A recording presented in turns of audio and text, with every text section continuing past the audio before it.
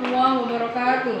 Waalaikumsalam warahmatullahi wabarakatuh. Apa kabar anak-anak? Alhamdulillah sehat, semangat, Allahu Akbar. Wih, semangat luar biasa ya. Sebelum kita mulai belajar, kita awali dulu segala sesuatu itu dengan berdoa, ya kan? Ya. Dan sekarang kita berdoa dulu, dipimpin oleh ketua kelas. Silakan ketua kelas. Siap, bro. Doa.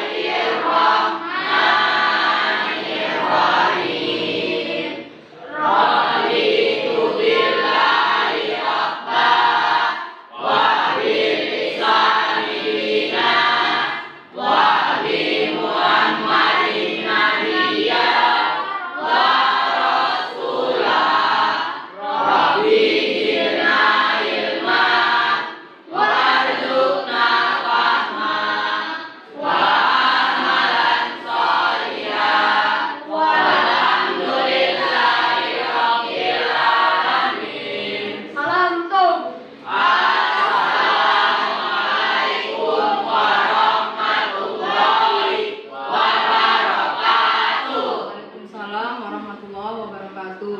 Kelompoknya sudah seperti biasa ya? Ya. Pada hari ini yang tidak hadir? Hadir semua, Bu. Alhamdulillah semuanya hadir ya kan? Lalu kita melanjut materi kita. Sebelum kita lanjut materi kita yang hari ini, Ibu mau bertanya tentang materi kita yang minggu semalam. Tentang apa nak? Iman kepada hari akhir ya kan? Ya, Iman Bu. kepada hari akhir itu bagi kita umat Islam hukumnya apa? Wajib. Terus setelah iman kepada hari akhir apa lagi yang dibahas? Macam-macam hari akhir. Ada berapa macamnya? 2. Kalian sudah paham ya kan materi yang lalu. Sekarang kita lanjut materi ini. Sebelum kita mulai bukunya sudah ada semua? Sudah, Bu. Sekarang kita lanjut materi kita hari ini. Alam gaib yang berhubungan dengan hari akhir. Berarti masih ada nggak kaitan pelajaran kita hari ini dengan minggu semalam? Ada. Ya, alam gaib yang berhubungan dengan hari Akhir. Sebelum kita masuk ke materi, inilah tujuan pembelajaran kita.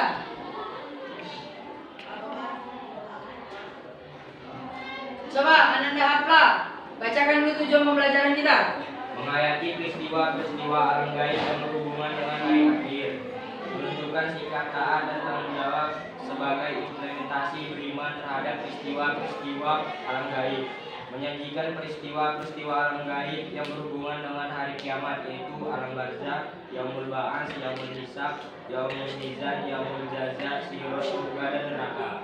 Ya, itulah nak tujuan dari materi kita hari ini, yaitu materinya apa tadi? Alam gaib yang berhubungan dengan Hari akhir. ya. Pertama adalah alam barzah dan yaumul ba'ats. Coba dulu kelompok 1, apa pengertian alam barzah dan yaumul ba'ats? Alam barzah adalah alam yang membatasi antara alam dunia dan alam akhirat. Yaumul ba'ats adalah hari kebangkitan. Ya, itulah pengertiannya. Baru sekarang kelompok 2, apa pengertian yaumul hisab dan yaumul mizan? Yaumul hisab, hari perhitungan. Yaumul mizan adalah hari penimbangan amal baik dan buruk selama hidup di dunia. Iya, sekarang kelompok 3. Apa itu yaumul jaza dan sirat? Yaumul jaza adalah hari pahala dan sirat adalah jembatan yang dibentangkan di atas neraka jahanam untuk diseberangi. Nah, sekarang kelompok 4, apa ini surga dan neraka? Tempat terakhir yang diciptakan oleh Allah Subhanahu wa taala untuk memberikan balasan perbuatan di dunia. Ya, itulah nak pengertian dari alam gaib yang berhubungan dengan hari Akhir. Jadi kalau ibu tanya, tempat terakhir surga dan neraka. Surga itu tempat terakhir yang apa? Yang baik. Yang Sedangkan neraka adalah tempat yang apa? Jahat. Tempat orang yang menerima balasan perbuatan buruk selama hidup. Jadi sekarang kan kamu sudah tahu apa arti-arti dari alam yang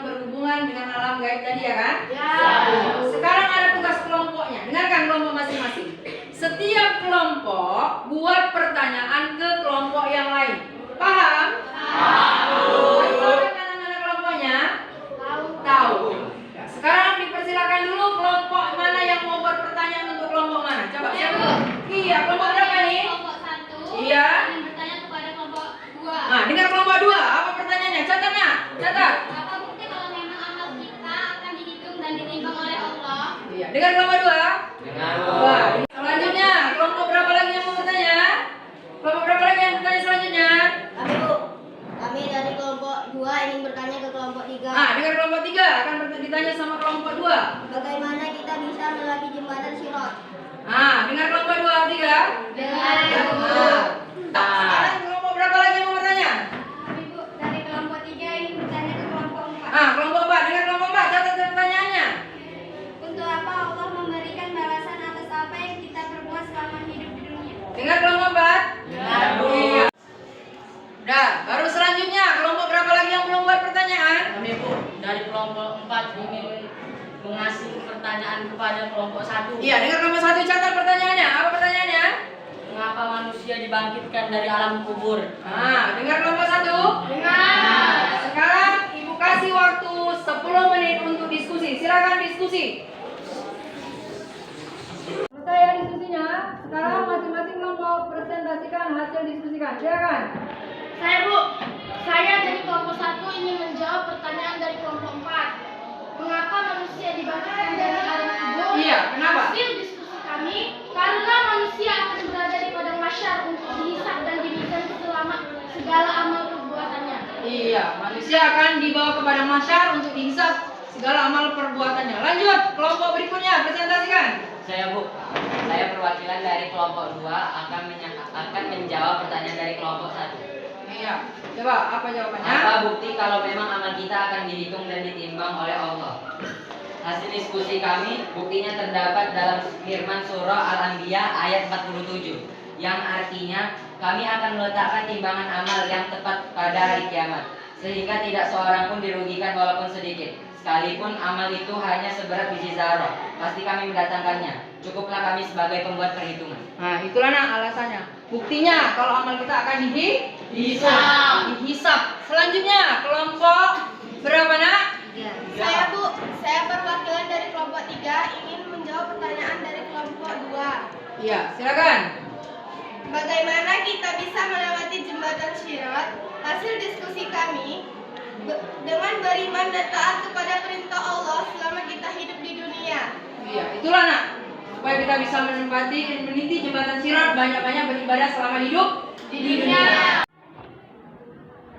Udah, tadi kelompok 3, sekarang kelompok terakhir. Coba, apa hasil diskusi kelompok terakhir?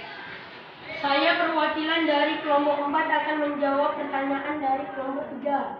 Untuk apa Allah memberikan balasan atas apa yang kita perbuat selama hidup di dunia? Iya, itu apa Hasil nak? diskusi kami Iya. agar manusia mengerti bahwa dalam hidup itu ada batasan-batasan yang boleh dan tidak boleh dilakukan dalam hidup.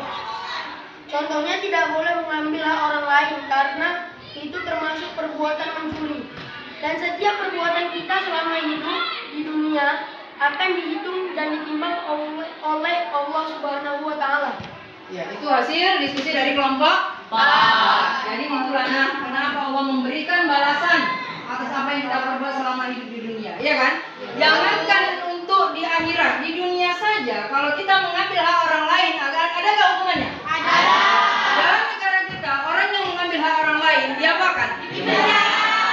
Namanya apa itu yang dipenjara? Karena dia apa? Ngambil hak orang lain apa namanya? Mencuri. Apalagi di kehidupan akhirat. Apa yang kita perbuat di dunia, walaupun hanya sebesar biji zarah, pasti akan diapakan? Dihisab dan dihisab. Jadi itulah nak pembelajaran kita hari ini. Jadi sudah paham anak-anak semua? Kalau sudah, inilah dia kesimpulan dari materi kita hari ini. Ini kesimpulan dari materi kita hari ini. Coba Nana Bayu bacakan dulu kesimpulannya. Jadi, setiap apa yang telah kita perbuat di dunia pasti akan Allah beri balasannya. Sekecil apapun yang kita ambil dari orang lain tanpa izin pemiliknya akan kita pertanggungjawabkan di hadapan Allah dan dihitung sesuai perbuatan kita, akan dihisab dan dimizan. Itulah kesimpulan dari materi kita hari ini, yaitu alam gaib yang berhubungan dengan hari segala perbuatan kita selama hidup di dunia akan kita terima balasannya nanti di mana? Di akhirat. Jadi sampai di sini sudah paham semuanya? Itu kita tutup pelajaran kita dengan sama-sama mengucapkan hamdalah.